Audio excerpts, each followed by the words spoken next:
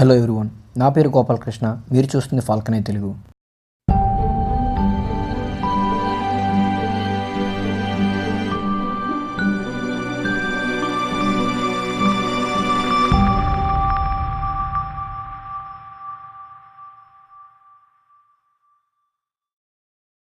Science ఛేదించలేని రహస్యాలను తెలుసుకోవడానికి మనం ఇక్కడ లేం.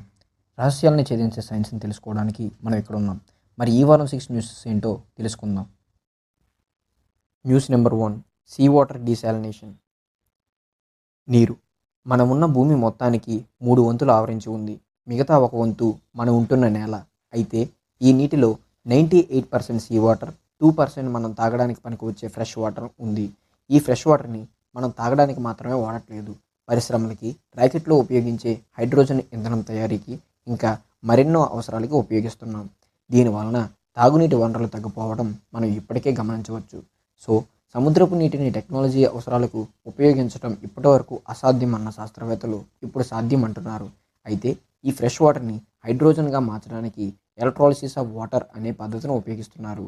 అంటే ఒక నీటి తొట్టులో 2 ఎలక్ట్రాడ్స్ ఉంటాయి. ఒకటి పాజిటివ్, రెండోది నెగిటివ్. ఈ నెగిటివ్ ఎలక్ట్రాడ్ వద్ద హైడ్రోజన్, పాజిటివ్ ఎలక్ట్రాడ్ వద్ద ఆక్సిజన్ కలెక్ట్ అవుతాయి. దీన్ని కూల్ చేసి ర్యాకెట్లో ఇంధనంగా ఉపయోగిస్తున్నారు. అయితే ఈ ఉప్పు నీటిని ఈ ప్రక్రియలో వాడడానికి కుదరదు. ఎందుకంటే వాటర్లో ఉండే క్లోరిన్ ఈ ఎలక్ట్రాడ్స్కి ఉపయోగించే మెటల్ని తినేస్తుంది. సో దీనికి పరిష్కారంగా హోస్టన్ యూనివర్సిటీ రీసెర్చర్స్ ఒక డివైజ్ని తయారు చేశారు. ఇందులో తక్కువ ఖర్చుతో కూడిన నోబుల్ నైట్రేట్స్ని ఉపయోగించారు. వీళ్ళు ఫేస్ చేసిన ప్రాబ్లమ్స్లో ముఖ్యమైనది క్లోరిన్ అయాన్స్. ఎందుకంటే ఇది హైడ్రోజన్తో కొంచెం బాండ్ ఎక్కువగా ఏర్పరచుకొని ఉంటుంది. దీనివల్ల దీనికి కొంచెం ఎక్కువ వోల్టేజ్ అవసరం అవుతుంది. అయితే ఈ డివైస్ దీనికి తగ్గట్టుగా రూపుదిద్దుకుంది. దీనిలో నైట్రైట్తో ఇంకా నికిల్ ఐరన్ నైట్రైట్ మరియు నికిల్ మోల్బెడినం నైట్రైట్ను కూడా ఉపయోగించారు. సాధారణంగా మనం క్లోరిన్కి సపరేట్ వోల్టేజ్, మిగతా మెటల్ అయాన్స్కి సపరేట్ వోల్టేజ్ ఇవ్వాలి. ఈ డివైస్ దీనికి సిద్ధం అంటున్నారు శాస్త్రవేత్తలు. ఈ డివైస్కి మనం ఏ బ్యాటరీతో కానీ లేదా పవర్ అవసరం లేకుండా ఉష్ణశక్తితో కానీ ఛార్జ్ చేయవచ్చు. ఈ డివైస్ని ఉపయోగించడం వల్ల రాకెట్కి ఇంధనమే కాదు, మనం సముద్రపు నీరుని మంచినీరుగా మార్చుకోవచ్చు కూడా. News number 2, plastic pollution killing hermit crabs. మనం వాడుతున్న వస్తువుల్లో మ్యాక్సిమం ఉపయోగించే వస్తువులు ప్లాస్టిక్వే. అయితే మనం ప్రతి ఏటా 300 మిలియన్ టన్స్ ప్లాస్టిక్ చెత్తని ప్రొడ్యూస్ చేస్తున్నాం. ఇందులో 8 మిలియన్ టన్స్ చెత్తని సముద్రంలో వేస్తున్నాం. దీనివల్ల చేపలు, తాబేళ్లు మరియు ఇతరత్ర అరుదైన జంతువులు నీటిలోనే చనిపోతున్నాయి. అయితే ఇప్పుడు తాజాగా ఒక నీటిలో ఉన్న జీవులే కాదు, నీటి బయట ఉన్న పీతలు కూడా చనిపోతున్నాయి. ఈ ప్లాస్టిక్ వల్ల హెర్మిట్ క్రాబ్స్ బాగా చనిపోతున్నాయి. దీనికి కారణం ఈ హెర్మిట్ క్రాబ్స్కి ప్రత్యేకంగా రక్షణకి శంఖాలు ఉండవు. దీనికోసం ఇవి ఆల్రెడీ చనిపోయిన పీతలు స్మెల్ని కనుగొని ఆ పాత క్రాబ్ శంఖంలోకి ఇది వెళ్ళి నివాసం ఉంటుంది. అయితే ఈ ప్లాస్టిక్ వల్ల చనిపోయిన క్రాబ్ని వెతుక్కుంటూ మిగతా క్రాబ్స్ కూడా అక్కడికి వచ్చి ఇరుక్కుపోతున్నాయి, తరువాత చనిపోతున్నాయి. దీనివలన మనకు కలిగే నష్టం ఏమిటంటే ఈ క్రాబ్స్ ఇసుకను కానీ మట్టిని కానీ గుల్లపరిచి భూములకి, పంటలకి బలాన్ని చేకూరుస్తాయి. ఇంకా ఇవి విత్తనాలను చెల్లాచెదురు చేసి గ్రీనరీని పెంచడానికి దోహదపడుతున్నాయి. Institute for the marine and Antarctic స్టడీస్కి సంబంధించిన శాస్త్రవేత్తలు ఇండియా ఓషన్ మీద ఉన్న కోకోస్ ఐలాండ్పై 5,08,000, సౌత్ పసిఫిక్లో ఉన్న హ్యాండర్సన్ ఐలాండ్స్లో 61,000 క్రాబ్స్ చనిపోయినట్టు వీరు గుర్తించారు. ఇవి ప్రపంచం మొత్తానికి ఎన్ని చనిపోతున్నాయో తెలుసుకుంటామని పేర్కొన్నారు. News number 3, new treatment for brain tumours. Brain cancer మనుషులను భయపెట్టే ఒక చిన్న పదం. దీనివల్ల దాదాపుగా ప్రతి ఏటా 2,40,000 మంది అరౌండ్ ది వరల్డ్ చనిపోతున్నారు. ప్రతిరోజు మానవ శరీరంలో కొన్ని ట్రిలియన్ సెల్స్ చనిపోతాయి, మళ్ళీ పుడతాయి. అయితే ఈ సెల్స్ పుట్టుక డిఎన్ఏలో ఉన్న ఇన్స్ట్రక్షన్ సెట్పై ఆధారపడి ఉంటుంది. డిఎన్ఏలో లోపం వల్ల కానీ, ఈ ఇన్స్ట్రక్షన్ సెట్లో లోపం వల్ల కానీ ఈ చనిపోబోతున్న డ్యామేజ్డ్ సెల్స్ అబ్నార్మల్గా పెరుగుతాయి. ఈ డ్యామేజ్డ్ సెల్స్ తాజా సెల్స్ పుట్టుకని అడ్డుకుంటాయి. ఈ పెరిగిన సెల్స్ యొక్క సమూహాన్ని ట్యూమర్స్ అని పిలుస్తాం. అయితే ఇవి బాడీలో చాలా పార్ట్స్లో ఫామ్ అవుతాయి. వీటిని క్యూర్ చేయడానికి కీమోథెరపీ అనే ట్రీట్మెంట్ని డాక్టర్స్ ఎంచుకుంటున్నారు. అంటే ఈ డ్రగ్స్ని బాడీకి డైరెక్ట్గా కానీ ఇండైరెక్ట్గా కానీ ఎక్కిస్తారు. ఈ డ్రగ్స్ బాడీలో ఫాస్ట్గా గ్రో అవుతున్న సెల్స్ని చంపేస్తుంది. దీనివల్ల మనిషి ఇమ్యూనిటీ సిస్టమ్ దెబ్బతింటుంది. ఇంకా బాడీలో అవసరం లేని పార్ట్స్లో కూడా ఇది సెల్స్ని చంపేస్తుంది. దీనివల్ల మనిషి యొక్క జుట్టు రాలిపోతుంది, డయేరియా వస్తుంది, ఇంకా ఎన్నో సైడ్ ఎఫెక్ట్స్కి క్యాన్సర్ పేషెంట్ గురవుతున్నాడు. దీనికి పరిష్కారంగా హాప్కిన్స్ యూనివర్సిటీ పరిశోధకులు జీబీఎం గ్లియోబ్లాస్టామా మల్టీఫామ్ అనే ఒక పద్ధతిని కనుగొన్నారు. దీనికోసం వీరు నానో టెక్నాలజీని ఆధారంగా చేసుకుని నూలుపోగు లాంటి స్ట్రక్చర్ని తయారు చేశారు. దీనిలో మెడిసిన్ పొందుపరుస్తారు. అయితే ఈ అమరికను థిక్నెస్ని తగ్గించడం వల్ల దీని యొక్క టైం కంట్రోల్ చేయవచ్చు. అంటే పేషెంట్కి ప్రతి 30 నిమిషాలకి మెడిసిన్ ఇవ్వడం అన్నమాట. దీన్ని పేషెంట్ మెదడుకి డైరెక్ట్గా తుడుగుతారు.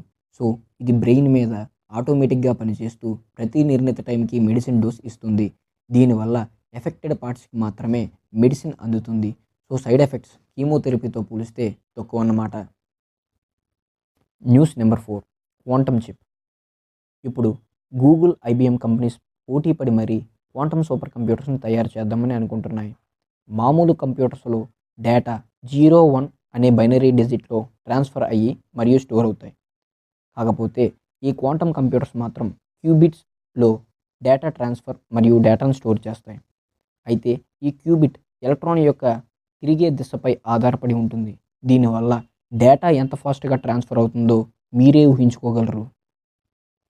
ఇప్పుడు మ్యాటర్లోకి వెళ్తే ఎన్టీయు అనే సింగపూర్ యూనివర్సిటీకి చెందిన పరిశోధకులు కరెంట్ క్వాంటమ్ సెటప్తో పోలిస్తే 1000 టైమ్స్ చిన్నదైన క్వాంటమ్ చిప్ని తయారు చేశారు. అంటే ఒక రిఫ్రిజిరేటర్ పట్టే సైజుని వీరు 3 mmకి కుదించారన్నమాట. దీనివల్ల మనకు ఉపయోగం ఏంటంటే ఈ చిప్ క్వాంటమ్ కీలా ఉపయోగపడుతుంది. అంటే ఇదొక కమ్యూనికేషన్ డివైస్.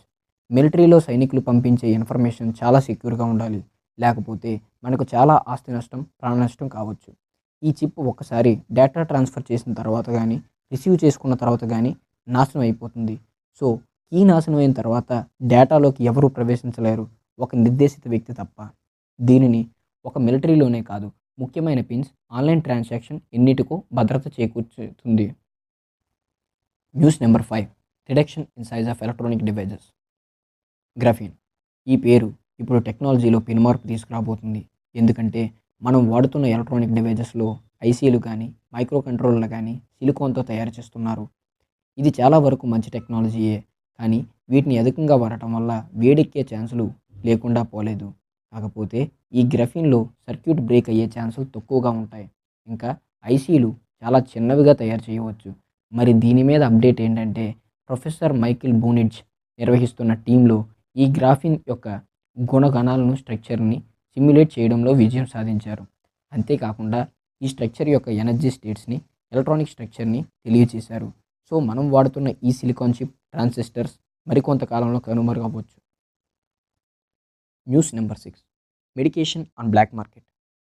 బ్లాక్ మార్కెట్ మన కంటికి, నార్మల్ వెబ్ బ్రౌజర్కి కనిపించని ఒక ఇల్లీగల్ వ్యాపార రంగం. ఇది గూగుల్లో కానీ, యాహూలో కానీ కనబడదు. దీనికోసం యూజర్ టార్ బ్రౌజర్లో డక్ అనే బ్రౌజర్ వాడవలసి ఉంది. అప్పుడు యూజర్ డార్క్ వెబ్లోకి వెళ్ళి బ్లాక్ మార్కెట్ని యాక్సెస్ చేయగలడు. దీనిలో జరిగే ఇల్లీగల్ మార్కెట్లో ఈ మధ్య జనం మెడిసిన్స్ కొనడం, అమ్మడం, డొనేట్ చేయడం మొదలుపెట్టారు. దీని కారణం పేషెంట్స్ దీర్ఘకాలిక సమస్యలతో బాధపడటం వల్ల, అంటే లైక్ డయాబెటిక్స్. దీనికి కంటిన్యూస్గా మెడిసిన్ వాడవలసి ఉంది. మందుల ఖర్చు ఎక్కువ కావడంతో రోగి ఈ బ్లాక్ మార్కెట్పై ఆధారపడుతున్నాడు. ఫ్రీగా వస్తున్నాయి కదా అని మందులను వాడుతున్నాడు. తర్వాత రోగికి ఎంత కాస్ట్ చెప్పినా అమ్మేవాడి దగ్గర కొంటాడు. ఎందుకంటే రోగి ఆ మెడికేషన్కి బానిస అయ్యాడు కాబట్టి.